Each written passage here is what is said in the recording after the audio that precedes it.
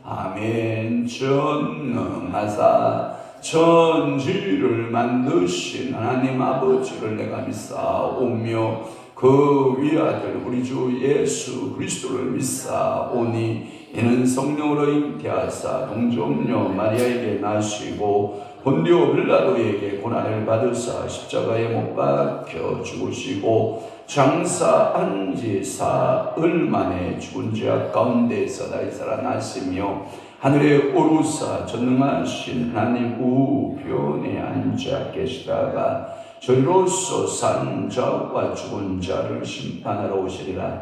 성령을 믿사오며 거룩한 공예와 성도가 설교통하는 것과 죄를 사하여 주시는 것과 몸이 다시 사는 것과 영원히 사는 것을 믿사옵나이다. 아멘. 지식을 불러 구하며 명철을 얻으려고 소리를 높이며 그렇습니다. 오늘도 전능하신 하나님 아버지께서 우리에게 구해야 될 것 하나님 지식을 구하게 하시고 또한 우리가 소리 높여 얻어야 할 것은 명철을 얻으라고 말씀하고 있사오니 오늘도 사랑하는 귀한 성도들 하나님을 아는 지식으로 가득하게 하시고 이 땅의 모든 지혜의 명철함으로 우리가 하나님 아버지를 충만하게 하여 주셔서 오늘도 사람을 대할 때나 어떠한 일을 대할 때에도 우리 하나님께서 지혜와 명철로 기름 묻듯 하시고 성령으로 충만케 하시고 오늘도 살아계신 전능하신 나의 하나님 아버지께서 물 묻듯이 기름 부으시는 놀라운 은혜의 역사들이 저들 속에 임하게 도와주옵소서. 특별히 새벽에 주님 앞에 나와 기도하는 사랑하는 이들의 기도에 주님께서 응답 주시고 하늘문 여시고 신령한 기름진 복으로 때를 따라 복 주시고 은혜 내려 주옵소서. 우리 주님 영광 홀로 받으실 줄로 믿사옵고 예수 그리스도의 이름으로 축복하며 기도하옵나이다. 아멘. 하나님의 말씀 묵도합니다. 마태복음 계속 강해. 마태복음 3장 1절만 봅니다. 함께 시작. 그 때에 세례 요한이 이르러 유다 광야에서 전파하여 말하되 아멘. 오늘도 마태복음 3장 1절의 말씀을 중심으로 해서 세례요한이라는 말씀으로 보내봤습니다. 여러분 줄거셔야 됩니다. 어디에다가 세례요한 3번 주석 달려져 있습니다. 3번 뭐라고 되어 있어요? 엘라어로 또는 뭐라고? 침례. 좋은 번역은 침례가 더 좋을 수 있어요. 왜냐하면 우리가 세례식을 이렇게 한다라고 개념할 때 우리 한국교회적 배경에서는 물을 찍어서 이렇게 그 성부와 성자와 성령의 이름으로 세례를 주노라 이렇게 하는 약식 세례, 우리 한국교회는 그런 게 강하거든요. 그러나 우리 한국교회 중에서 침례교단이 있거든요. 침례교단은 이 강대상 이 밑에가 침례통이에요. 침례통이 있어서 실적으로 이 강대상을 이렇게 제끼면 침례통에 들어가서 침례를 주게 되어 있다고. 그래서 침례가 더 정확해.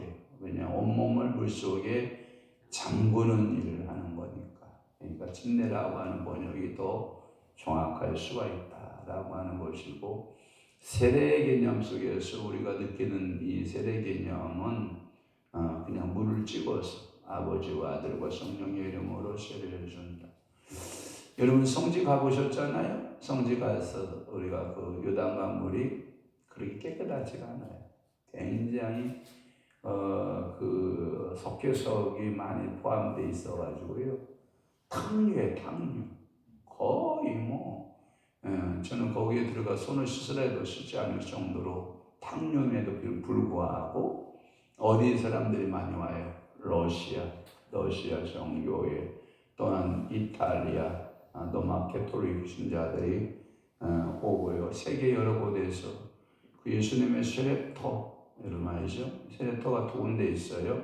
이 요단강을 국경선으로 해서 예루살렘 쪽에서 하는 세례터가 운영하는 곳이 있고 요르단의 그 국경선에서 세례터가 운영하고 있는. 마치 우리 광명이 서울하고 이렇게 목감천하고 안양천을 이렇게 나눌 때 경계선을 천중앙으로 나눠요. 뭔 얘기인지 이해되시죠? 천중앙으로 이렇게 나누어서 이쪽은 서울, 이쪽은 광명 이렇게 관리하고 있는 그런 모습하고 좀 너무 닮아 있어요. 그래서 이 세례터를 가보면 물이 맑지가 않은데 거기서 침례를 받고 있는 거예요.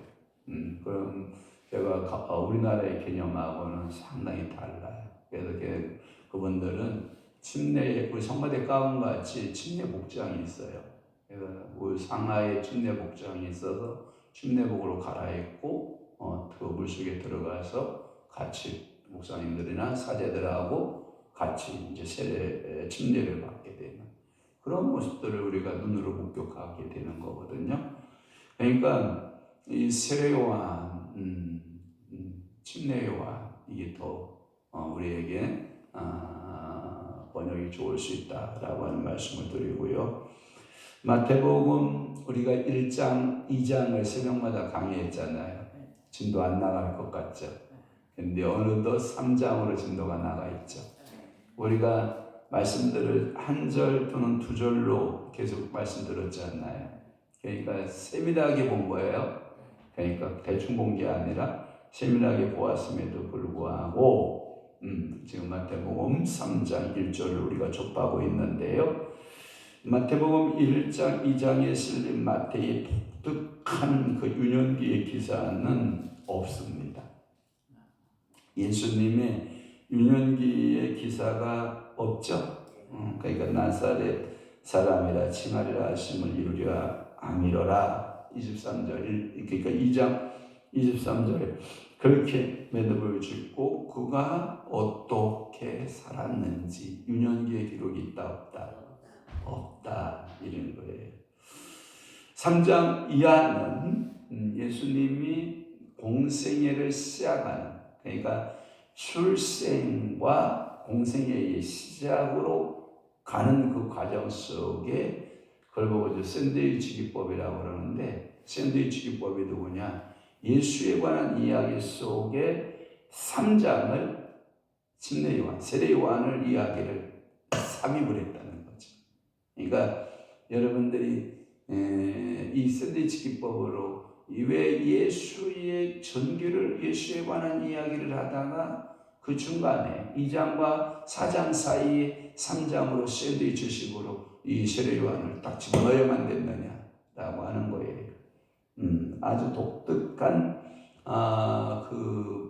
마태의 기록 구조인데, 그것은 유대인들을 향한, 유대인들을 설득하기 위한 용법이었다라고 보면 돼요. 왜냐하면 메시아는 왕으로 오셔야만 되지 소년기가 필요 없는 거예요.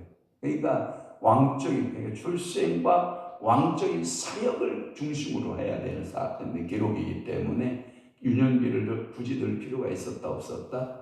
없었다. 이렇게 여러분들이 이해하시면 될 것 같고요.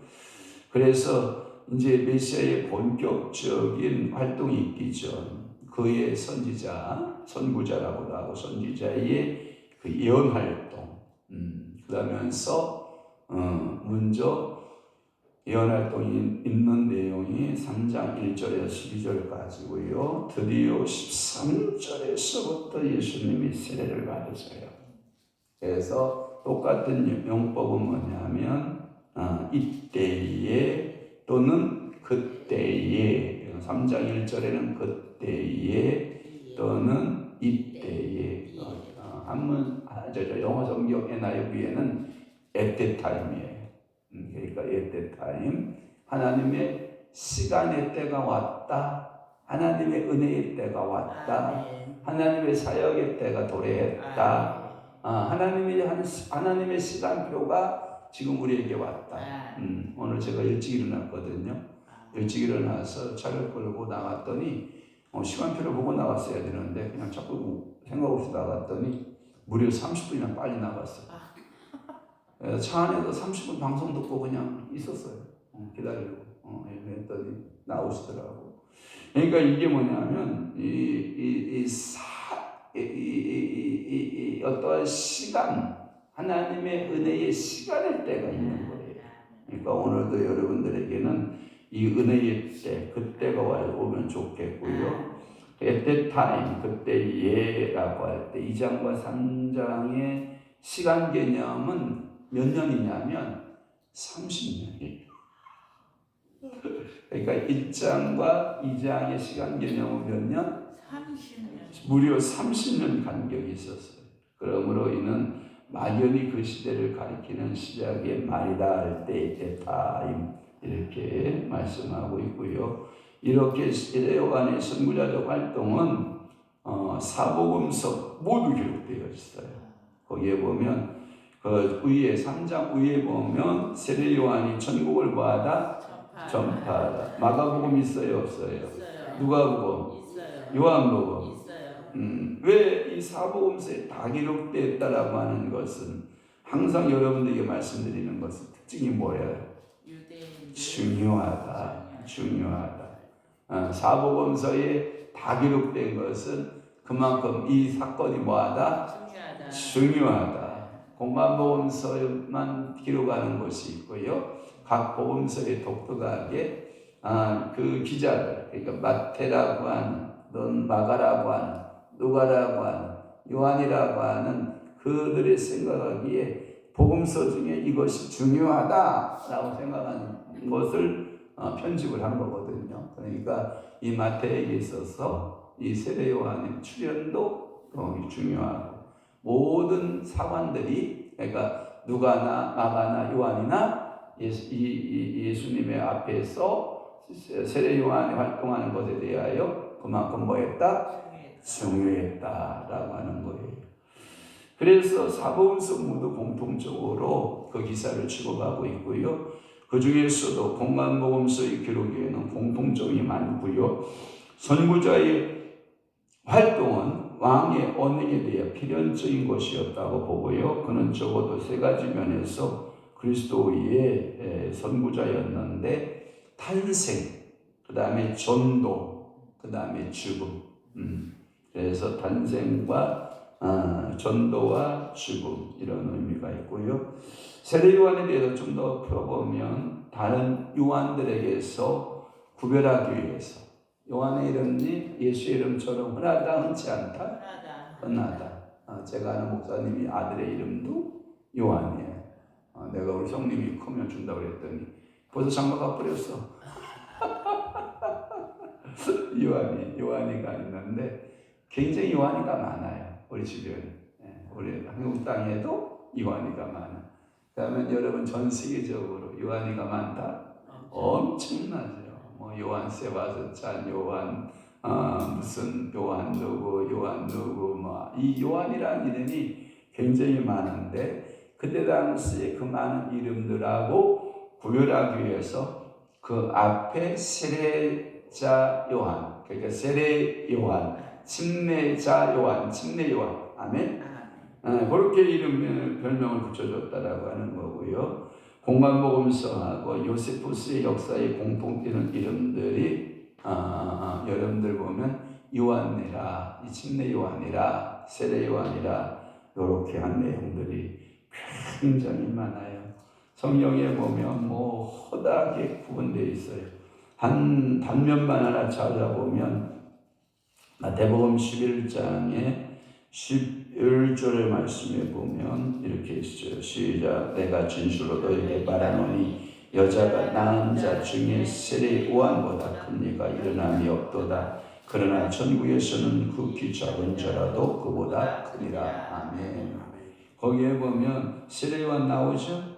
12절에도 나오죠. 세례 요한도 나오고 이렇게 등등등 항상 이 침례자 요한, 세례자 요한을 말할 때는 세례 요한, 세례 요한, 세례 요한, 세례 요한 이렇게 딱 이름이 명명이 되어 있다라고 하는 거고요. 특별히 그의 탄생에 관해 더 자세한 기록은 누가복음서에 더 자세히 나와요. 누가복음서에 보면 더 오늘 마태복음의 기록보다 더 자세하게 나타나고 있다라고 하는 것이고 요한이라고 하는 그 이름의 뜻은 뭐냐면 하나님이 은혜롭게 취급하셨다라는 뜻이에요. 그러니까 하나님의 은혜롭게 취급하신다. 여러분들을 하나님이 어떻게 취급하시는 게 좋아요?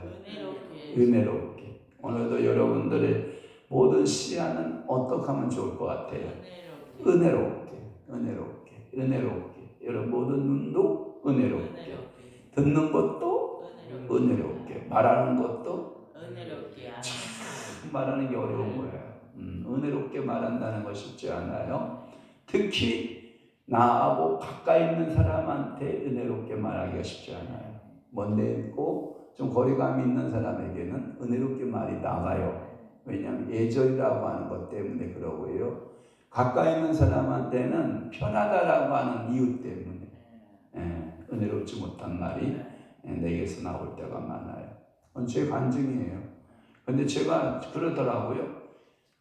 조금 거리감이 있는 사람들에게는 제가 실수를 않더라고요. 근데 경림이 자매 같이 경림 집사가 좀 편해지면 내가 막 이렇게 얘기를 해. 이 얘기를 내가 잘 못하는데 근데 제가 막 편하게 얘기를 해. 근데 상대방이 문빗장을 딱 닫어. 그러면 더 이상 못 가더라고. 제가 지금 편한 사람한테는 굉장히 말을 좀 이게 은혜롭지 못한 말을 많이 하는가 봐. 그래서 이게 상처가 되나 봐. 자기는 나는 상처를 주려고 한 게 아니고 그게 편하다라고 하는 사인인데 그 상대방은 그 말에 대해서 빗장을 닫으니까 나도 닫아버려. 그게 다가감인데 사실은 내가 그 다가감의 한 방편이기도 하는데 그것을 못 받아주면 나도 닫아지게 되는 그런 결과들이 있어지더라고요. 그러니까 이게 가까이 있는 사람한테 은혜롭게 하기가 쉽지 않아요. 오늘도 여러분 가장 가까워 있는 배우자 있죠? 배우자. 내가 가장 가까운 자녀들, 나의 가장 가까운 이웃들. 이들에게 은혜롭지 못한 말은 컨트롤 하는 게 좋아. 절제. 이 컨트롤이라고 하는 단어는 절제라고 하는 단어와 같아요. 그러니까 여러분들이 절제하는 언어가 필요하다. 아멘. 저도 노력은 하겠지만, 근데 여러분들이 좀 양해를 해주신 것도 좋아요. 제가 말이 거칠어지는 사람은 그만큼 관심이 많은 사람이에요. 그만큼 이거 목사님 핑계 담네. 아니요, 우리 한 사람이 제 거친 말을 최고 많이 들어. 우리 한 사람만큼 듣는 사람이 여기 한 사람도 없어. 우리 한 사람은 제가 수시로 거친 얘기를 막 해. 그런데도 우리 한 사람이 그냥 이렇게 맷집이 좋아서 미안해요. 아플 텐데, 그지? 아픈데도 그래도 받아주는 모습을 보면 고맙지요. 뭐 내 곁에 있어주는 게 고맙지. 우리 박 위원장님도 비시시 웃는 거 보니까 옥자씨가 좋은 거지 뭐, 그지? 옆에 있는 내 배우자가 좋은 거지. 그렇게 내가 막 깡다구를 쓸 때도 옆에 있어주면 좋은 거잖아. 그러니까 여러분들은 말 깡다구 쓰면 돼, 안 돼? 특히 여자들은 남편들 바가지 긁는다는 표현 알아요? 그러니까 여러분 은혜로운 말 쓰세요. 바가지 긁지 말고, 뭐 긁지 말고 바가지 긁지 말고 은혜로운 말을 좀 써봐요. 그런데 그게 잘 안 될 거야. 그게 뭐냐면 내가 컨트롤되지 않으면 상대방에게 언어가 은혜롭다, 은혜롭지 못하다, 은혜롭지 못하다. 그러니까 우리 경림 집사님이 억양이 굉장히 센데 아까도 아침에 오는데 자기가 다 주관자야. 그렇게 하지 말라고 말을 하지 말라고 해도 그냥 자기가 그냥 칼 잡고 그냥 다다다다다다 그냥 모든 것을 다 정리해 버리는. 아니 그게 좋을 수도 있어요. 근데 상대방이 배려에 있어서는 좋은 건 아니다. 알았죠? 그러니까 모든 것은 이제 이렇게 좀 은혜로운 얼굴, 은혜로운 언어, 은혜로운 행동하면 어느 곳을 가도 뭐예요? 사랑받아요. 저는 우리 한 사람한테 고마운 게 뭐냐면 그렇게 아버님으로부터 사랑을 받더라고요. 장인어른한테. 그런데 우리 아버님이 그렇게 우리 한 사람을 사랑하는데 제가 선물로 우리 아버님한테 선물로 받아서 데려왔잖아요. 근데 그렇게 사랑받은 딸을 내가 모질게 못하게 했더라고. 제가 하나 배웠잖아. 우리 성님이 성의를 씻고 내면 우리 장인 어른이 우리 한 사람을 사랑하듯이 그러한 사랑의 모습을 사회 앞에서 보여줘야 되겠구나. 그러면 우리 장인이 그렇게 딸을 그렇게 사랑하는데 내가 모질게 되었다가는 우리 장인한테 맞아 죽겠구나. 이런 마음을 좀 갖게 하는 게 필요하겠더라고. 이런 말 있잖아요. 강아지가 주인으로부터 발길질을 당하면 온갖 동네 사람들한테 그 강아지는 다 뭐예요? 발길질 당하잖아요. 그런데 내가 집안에서 그 강아지를 그렇게 사랑하고 이뻐하면 다른 곳에 가서도 뭐예요? 이쁨을 받는 거잖아요. 그러니까 오늘도 여러분들이 주 안에서 은혜로운 언어, 은혜로운 삶, 은혜로운 행동을 해서 여러분들이 어느 곳을 가든지 사랑받으세요.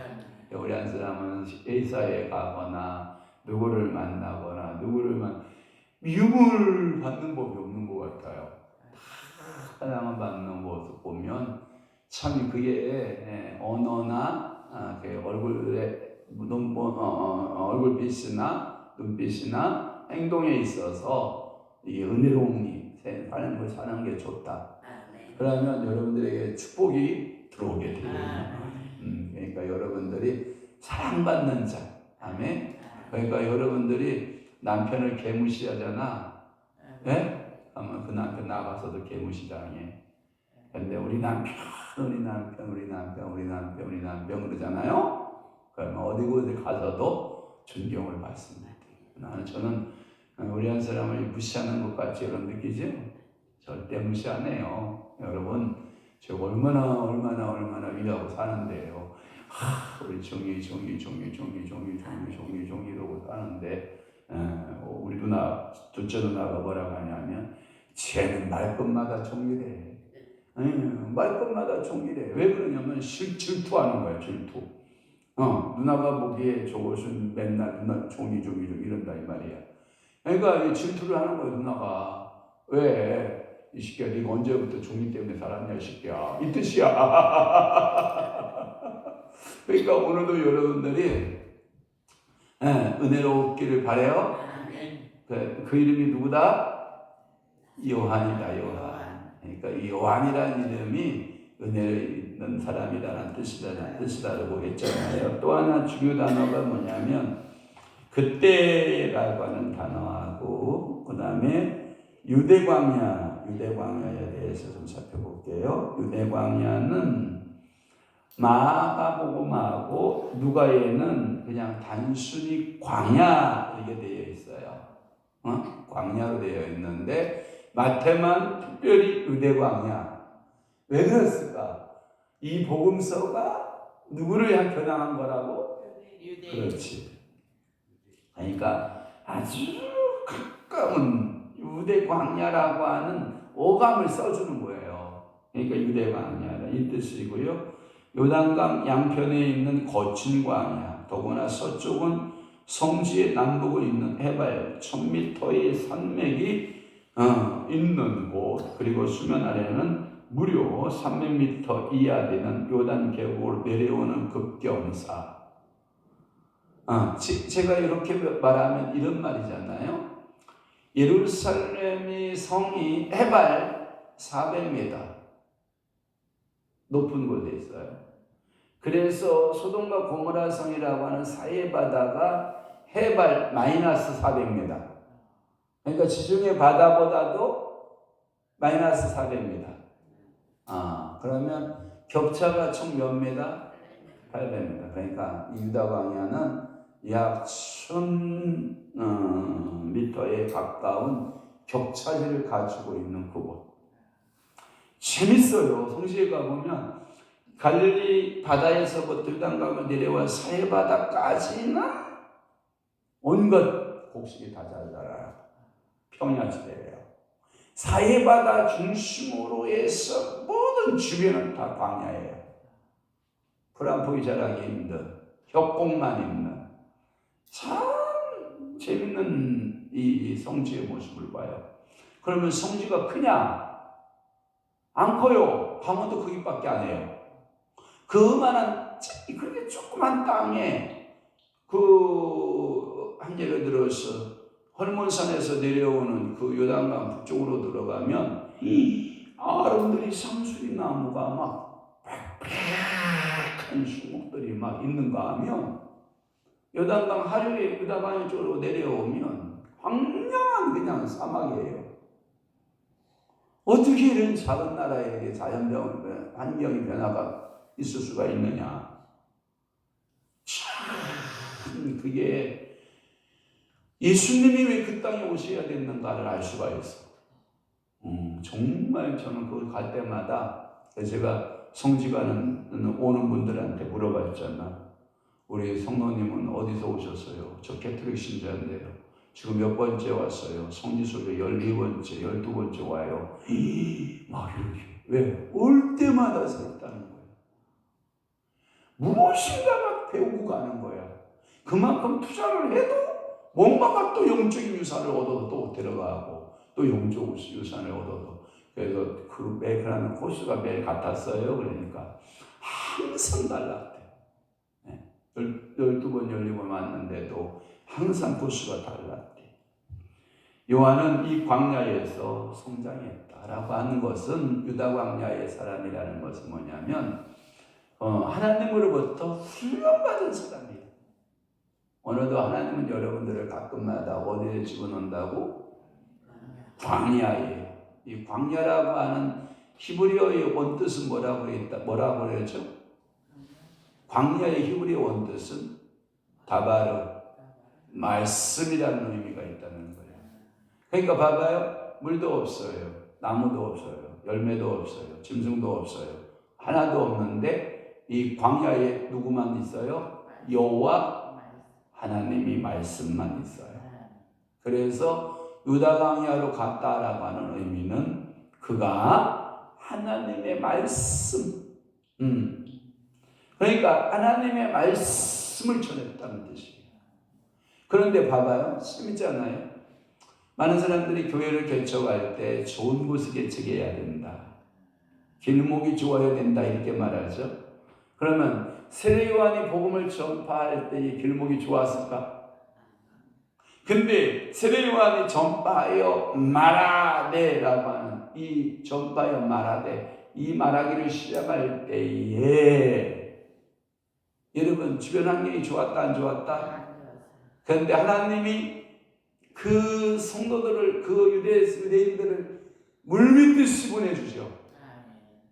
거기서 우리는 한 가지 또한 귀한 진리를 발견하게 되는데 하나님은 오늘도 말씀이 있는 곳에 이게 뭐냐면 말씀은 다바르는 두 가지 의미가 있어요.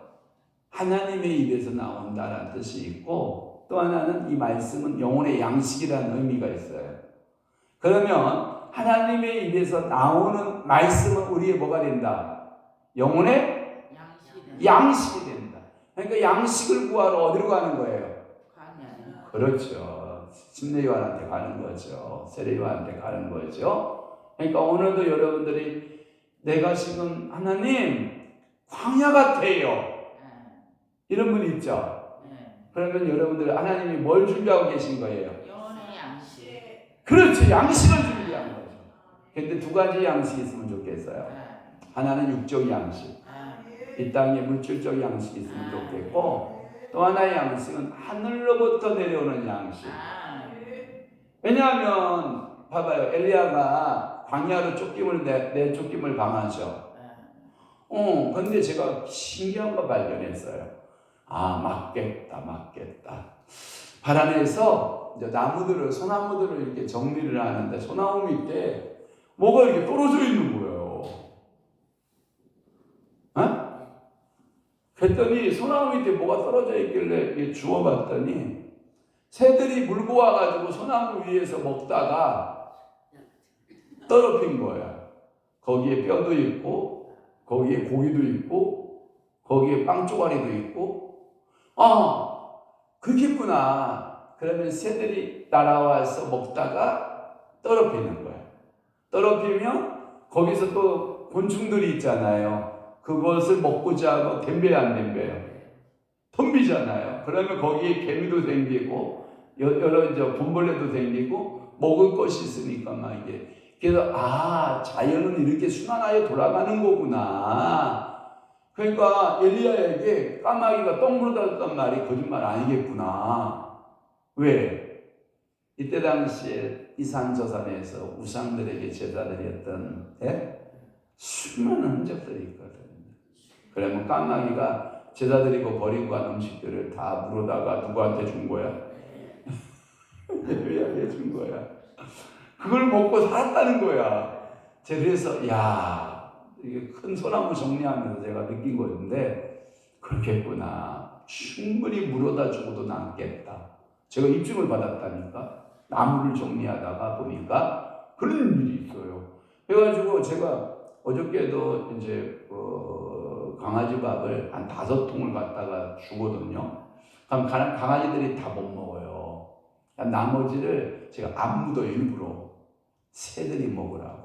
했더니 거기에 가면 온갖 새들이요 다 점령하는데 이만한 고기 덩어리들을 하나도 없이 싹 물어가요. 뭐가 물어갈까? 까마귀가 물어가. 까치하고 까마귀가. 다른 새들은 와서 밥을 몇 개 주워 먹고 아우 배부르다 하고 가는데 이 까마귀 떼들하고 까치 떼들은요 다 물고요 하늘을 날아. 그래서 제가 그렇겠구나. 오늘도 하나님은 여러분들에게 은혜적인 광야가 있기를 바라요. 그래서 여러분들이 요한이 광야에서 성장했듯이 여러분들이 이 광야 같은 이곳에서 뭘 경험하라? 하나님의 은혜를 경험하라. 하나님의 말씀을 은혜를 경험하는 여러분 되시기를 바라요. 자, 우리 박 집사님, 박 장모님, 죄송해요. 장모님, 오늘 제가 논산을 내려가야 돼. 그러니까 저분들이 7시까지 기도를 해야 돼. 그러니까 본인도 7시까지 해야 돼요. 알았죠? 7시까지 기도하고 두 분 모시고 가면 돼요. 박 집사는 빼놓고 가면 돼요. 그러니까 기도하시기를 바라고, 그래야 제가 아침밥이라도 먹고 내려갈 수 있어. 한 바퀴 돌아오면 제가 안산에서 8시 만나기로 했거든요.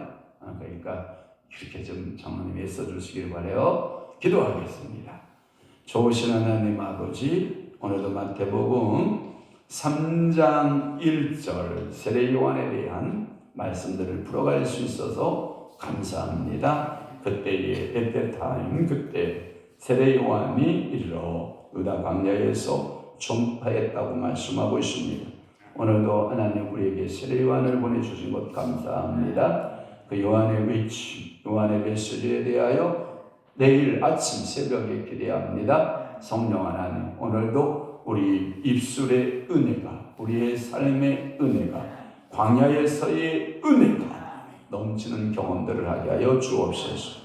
주님 앞에 11조 예물 드리는 우리 황정환 안수집사님, 그리고 감사의 예물을 드리는 황정환 안수집사님, 하나님 아버지 앞에 구별하여 11조 예물을 드리는 사랑하는 귀한 아들에게 성령께서 하나님 아버지 하늘문 여시고 하늘의 복, 신령한 복, 기름진 복들로 채우시고 재정적 기름 부음이 임하게 하시고 성령 창식에서부터 요한계시록까지 주어지는 귀한 은혜의 분복들이 넘쳐나게 하시고 감사의 조건들이 하나님 많아지게 하시고 사랑하는 귀한 아들 하나님 대학 공부 중에 있사오니 지혜 지식 명철 총명의 영으로 기름 부어주시고 들어가도 나가도 형통케 되어지는 귀한 아들 축복하여 주옵시고 내 좋아하는 권사님에게도 성령 충만, 은혜 충만, 믿음 충만, 행복한 가정, 건강한 가정, 하나님이 보시기에 좋은 가정 되도록 은혜 내려 주옵소서.